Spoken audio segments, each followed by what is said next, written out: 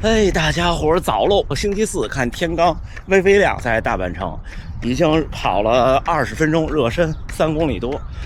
今天是我自己安排的30个1分钟快慢，这是第2次。紧接着周3的早训练之后，我跑这种30个1分钟快慢，对我来说不算是小强度了。你也要看这快的组怎么跑。像这种时候，一般这个快的组我会留1到2成的力，就当一个中高强度的法特莱克跑。为什么要这样？就是借着昨天训练完之后的状态。其实昨天的时候训练之前，我感觉身体是疲劳的，现在其实也是疲劳的，但是心理状态会比较好。咱们就准备开始干。我的热身设的自由模式，所以我一按几圈线就开始第一个了。那咱们就走第一个。手表设的目标配速比较宽泛，320到348。为什么是348呢？因为理论上的240全马要在348以内，但事实上基本要在345、346可能才有机会。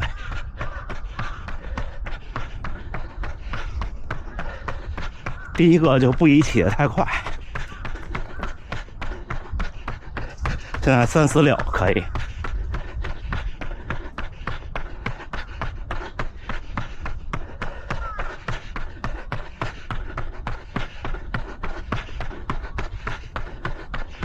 今天带了一个胶，跑到一少半的时候就吃，大概13、14个的时候吧。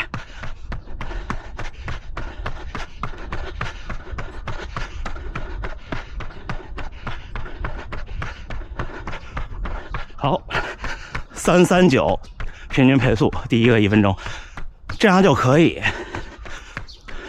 后面身体打开以后会更快一点。然后你中间1分钟就这样慢跑，这种训练一开始会让你有点恍惚，觉得好轻松啊，1分钟好短呀。但是越往后跑，这1分钟就越长，最后就得往前看距离了。我在听高驰小宇宙，在听播客。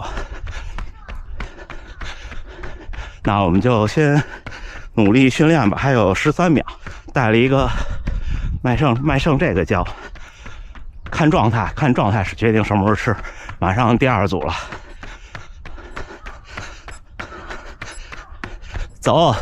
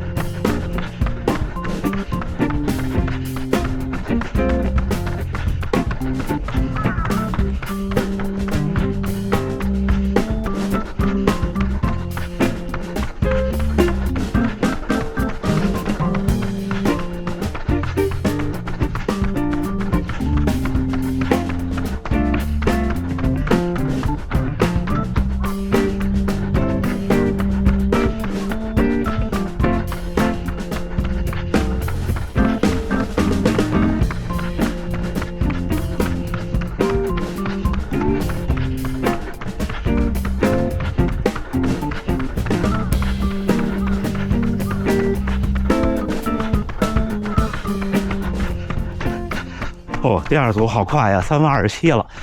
这个速度下觉得1分钟变长了，就这么回事儿。所以自己动态调整。今天咱们就聊聊这个话题，训练的制定的，或者说课表吧，带引号的课表的制定的，我的逻辑。跑完了第4个已经是3分22了，所以今天的体感比一开始预估的状态要稍微好一些，但是还是不能，就是我的逻辑是不能在前20个或者前18个像跑这组32这么快。不过我还是更多的追随每一组的体感。其实1分钟322和刚才第一开始的339差不了多少，就是距离上，但是就会感觉强度大不少，而且你却感觉这1分钟变慢了，就这么回事儿。所以刚才那组到后边手表响了，提醒我过快，我就慢了一点，还322呢，又要走了，走。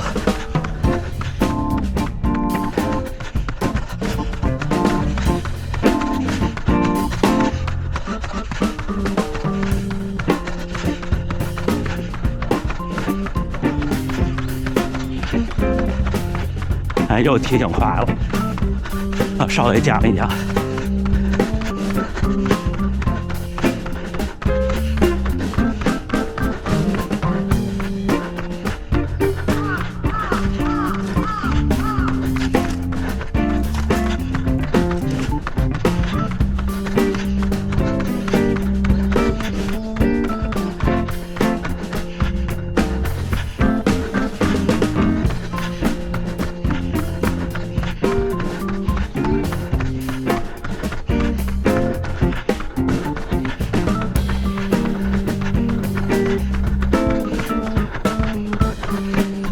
322，所以看起来322是可以持续2-3组的，但是我还是期待越往后能越快。刚才这个322，我的感觉是，如果把体力放到最后几组的状态的话，不一定能顶到这儿。所以那天直播我也说，其实就对我来说，按我现在的马拉松成绩，就亚索800这种就不太适合了，或者说还是我说了好多次了，亚索800这东西，当训练强度不够，当预测适用的范围太窄，不成熟的观点。啊，我们先训练，待会儿再聊。第13组跑到了12/3，为什么？你们看，田中先生他们也在法特莱克，但是他可能一组比我一组少。加油加油！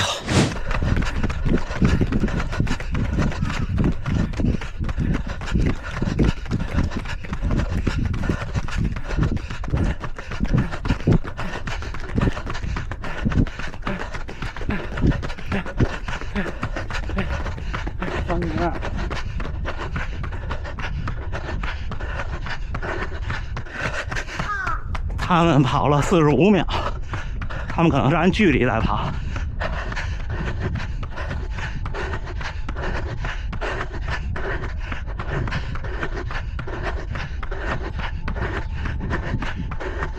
哦，3分10，看到没？平均配速3分10。所以自己练和跟别人练，就算我自己对自己这么狠的这种人也不一样。但是不知道今天有没有机会，后边还能再顶起来了。我自己跑最后2组，估计顶不到3分10，怎么办？他们又上来了。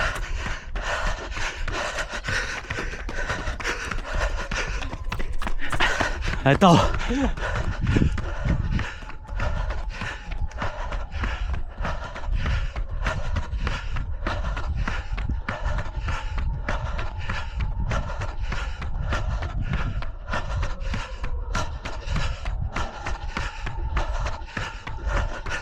还有2秒，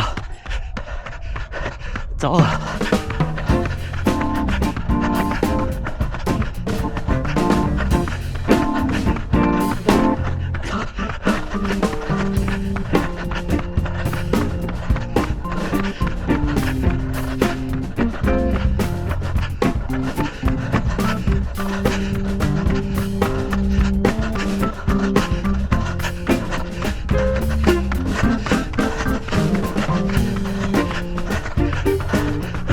Boston 干不雷马秀，野狗像是要去波士顿了。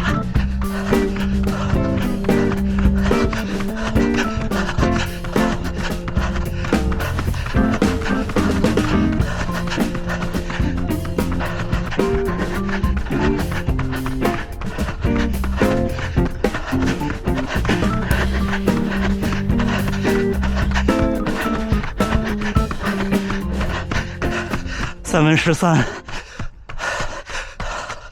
第15组结束了。我稍微调整几组，这样再顶，我估计不一定顶得了15组。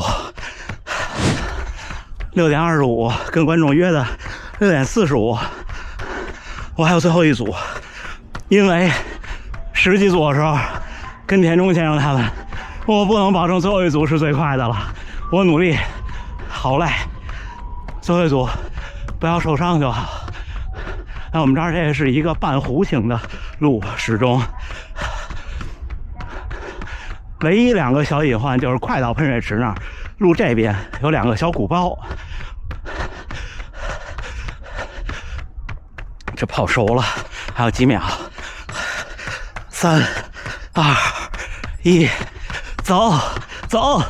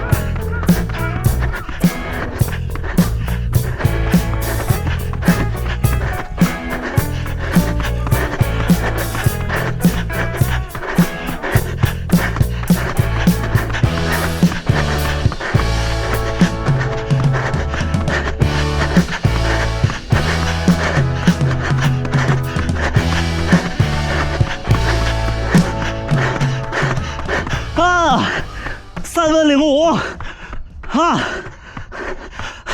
在训练场上，我从来没让自己失望过。可以，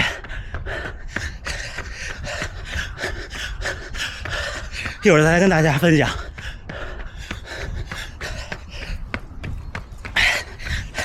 就是其实从第20组开始到27、8组的时候，状态都很一般，但是我知道我还可以更快一点，原因是我现在在找那种腾空的感觉，所以呢跑动技术不是特别的随性，就待会儿还是那句话啊，不能模仿，而是在自己的技术动作上找感觉啊。结束了放松模式、自由模式，而是在自己技术特点上尽量找感觉。像最后一组这种我想冲快，我就完全不考虑这个，就我觉得怎么快我就怎么跑，就是这样。所以自己对付自己。刚才是第20组19组结束的时候把能量胶吃了。行，我缓一会儿，一会儿咱们说啊。像今天加入这种训练对我来说有2个目的。第一个目的是让自己的训练高峰再顶一天，因为像昨天我们合练的那种强度课，对于我的能力和成绩，包括你们看对面跑来这3位先生今天也练了强度，到像昨天那种课呢，就是强度够，但是量不够，就是强度的量没有那么大，绝对强度还是可以的。所以今天是有能力再干一天的。另一方面就是我总跟大家分享的，自己对付自己。就是今天如果，如果不这么练，今天也就混过去了，而且今天可能还挺累的。就是这样，这就是今天要跟大家分享的。很多小伙伴问我说，我有一个什么什么目标，我现在什么情况，然后分享了每周怎么练，问我合不合理。基本上我看到大多数都是很合理的，只是我想跟大家分享的是一个可能比较基本的逻辑。在这个逻辑下呢，肯定是不如有专业的教练在了解您的情况下给您定的定制化的东西，但是呢适合很多小伙伴自己去训练自己。这个逻辑是，首先月跑量，咱们举个简单的例子，如果按照想要破3的小伙伴，月跑量维持在300公里以上，或者呢320公里以上会更好，这是您的总跑量，这是第一个原则。第二个原则，平均每周的训练天数不能少于5天，这是第二个原则。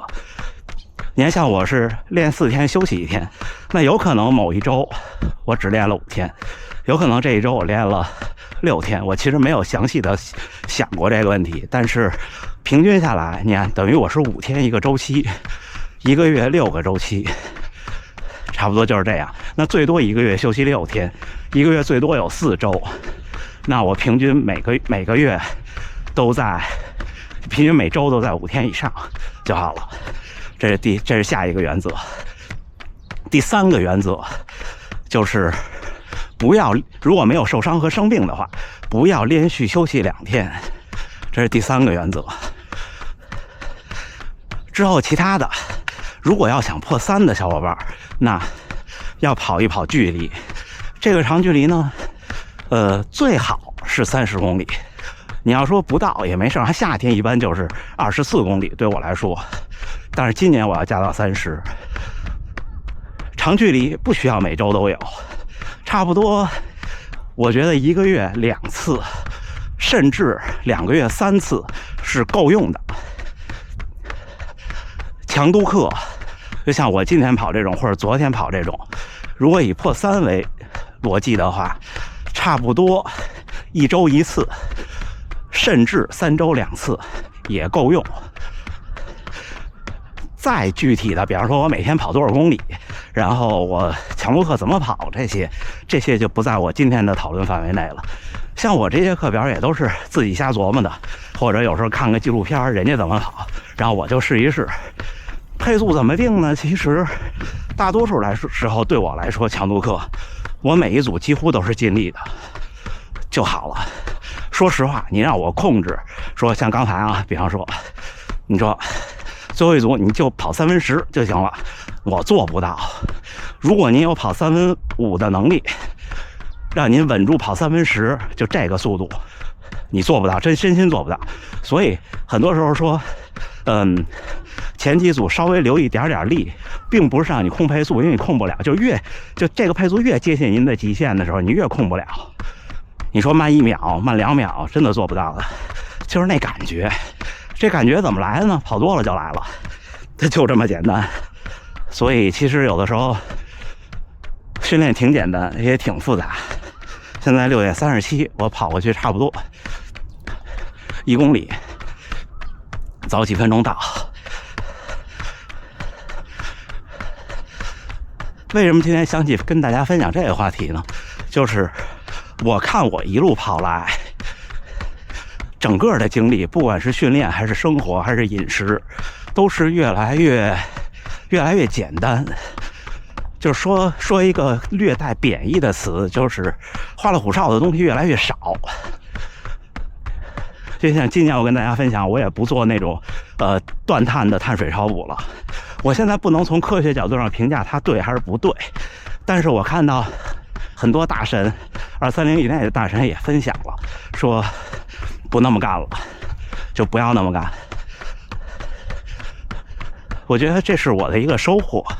当然了，这也小地方也能体现，比方说很多小伙伴说看我跑步停下来也不盯表，说自己不行，自己每个红绿灯都得提前算好。